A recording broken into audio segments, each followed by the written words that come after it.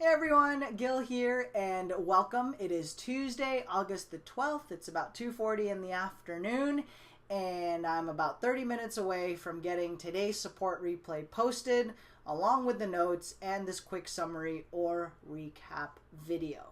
Now, I want to share something before we go into that. Prior, when I first joined the Clicks Gone Wild program, I used to think that when I saw the schedule, man, they're doing support every single day and training 3 days consecutive in a row.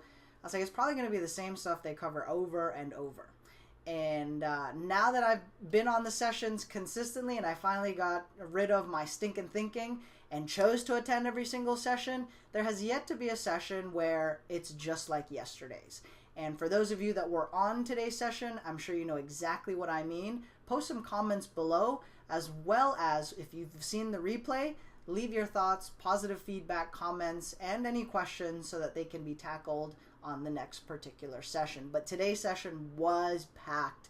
And just take a look at the notes and you'll know what I mean. I'm not even sure if I can cram all of the updates into this recap video, but I'll do my best. I'll keep it brief and I'll just kind of skim over the topics. That way you guys can check out the replay and how much valuable information you guys really missed. So Jeremy did open the session today. There was a 2-hour meeting with the autoresponder company reviewing all the different updates and all the high priority items that need to be taken care of, okay?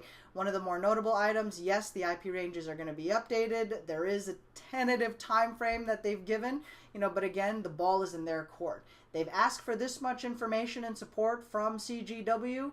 Clicks Gone Wild has responded with this much information, data, resources, and tools to make sure that they can get stuff done in a timely manner or super fast, which is the way we like things to operate, if it's possible and if it can be done, right? Just keep in mind this is a unique relationship going on with them. The fact that they're thinking outside the box and they're now coming to Clicks Gone Wild for, hey, how do we do this?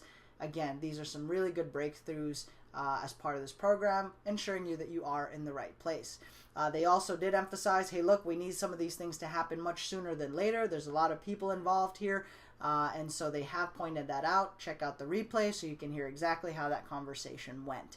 Now, for those of you that are concerned about your accounts getting shut down for abuse, while the autoresponder is basically acting like it's the wild, wild west right now, stats are all skewed. They did assure us that users will not be shut down because of the stats being inaccurate. Now, for those folks that will try something shady or try to pull a fast one, then those accounts will definitely get shut down and likely you will get blacklisted from the program.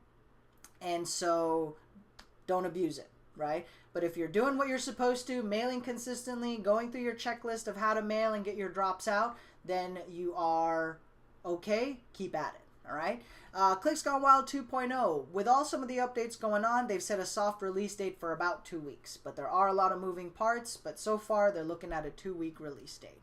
Payroll. There is a meeting today with regards to payroll. Jeremy would like to address that on tomorrow's support session after he has talked and reviewed with the payroll team. Take a look at the video for a detailed explanations on the challenges and the dynamics of how that really works. It's not a simple push button. And actually, Chris and Jeremy are in the same boat as well, because in order for them to get their business taxes and all the financial info filed on their end to where it needs to go, obviously, these issues on the front line with the Clicks Gone Wild users need to be handled as well. So take a look at the video for a detailed explanation. Now, with regards to some of these updates, Jeremy also wanted to highlight and put things into perspective so that we understand what's going on and we can move forward with confidence, or at least, again, full transparency, full disclosure of how this all works and working with them. Some of the upgrades and updates that are going on right now are only happening 2 to 3 months into this program, when most models or businesses are in the life cycle of a traditional launch or of a company. These are some upgrades and updates that are 2-3 years down the line. So we are somewhat of a victim of our own success, where definitely we got a whole lot of stuff done and clearly it's a great program. Other people are seeing wild success. Some folks are just getting started. But overall, again, these 2 to 3 months update, the updates that are happening right now, most businesses and programs have to wait or only encounter these 2 to 3 years down the line, right? So helps put things into perspective. Jeremy did explain in detail how to get your email off of the Spamhaus block list. He went even further this time around because it was tackled on support previously, but he also did remind everybody that you need to have a particular email and password to that email account so that you can remove your your domain name from the blacklist on spamhaus.org. All right, links will be in the notes. Okay, now if you are on the blacklist for the multi-RBL tool, he also breaks down step by step on how to go about that and how you can get that taken care of on your end. These are problems that are challenges that we can solve on our end. You don't need the help of another third party. We have all the tools and all the information available. Check the notes, watch the video so you can follow along step by step. Okay. He also goes off on a tangent, touches a little bit about IP addresses and how to get that removed, or explains how that works. But overall, guys, because we're using the reputation and we're using the servers of our autoresponder company or another vendor, then we shouldn't really be concerned about our own personal IP addresses, since it's not being used or it's not part of the process. Again, if you're following the steps correctly, then you're in the go. If you're going rogue, trying something else, proceed with caution. Because you are going into some uncharted territory, right? So if you do encounter some challenges, that way at least you can backtrack, take a look at the steps you took, and it'll be easier to troubleshoot and fix, okay? He talks about the website called senderscore.org, okay? He also touches on doublesplash.com, kind of giving some clues, or at least talks more about, what it would take, or what these larger companies or successful models in the industry are doing. So he does explain the difference between, I don't even remember the name exactly, but basically between server A or server B, and I think it's a cluster platform setup versus a node platform. Check the notes, right, for you engineers and rocket scientists in the replays. Jeremy goes into that into more detail, but he does educate us more and explains the setups and how it all works, okay? Let's see what else was covered on this session. I think that would be it. All right.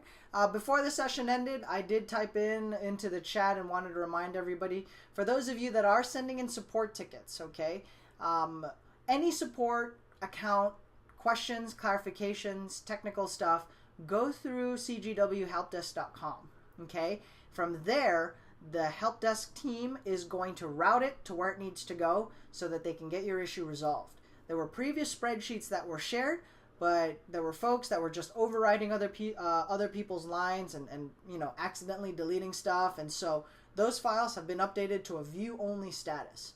And you can only view it so you can see the response that the tech team has with regards to your issue.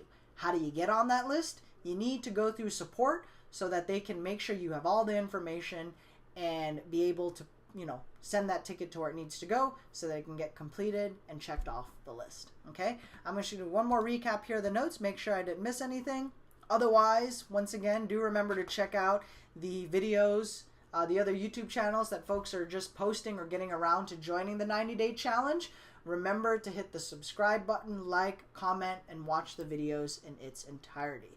For those of you that are part of the September training, do remember you need to get your docs in. You do need to get any setup fees or costs taken care of as well, because there's about a 1 to 2 week turnaround time. The goal is to have everything lined up and ready to go so that even prior to September, you kind of get to test drive a few things and you can show up ready to rock out. You've got some background knowledge, you've field tested a few things, and we can definitely hit the ground running and have a fantastic weekend. So thanks for checking this video out. I look forward to seeing you on the next one. Have a great day. Bye-bye.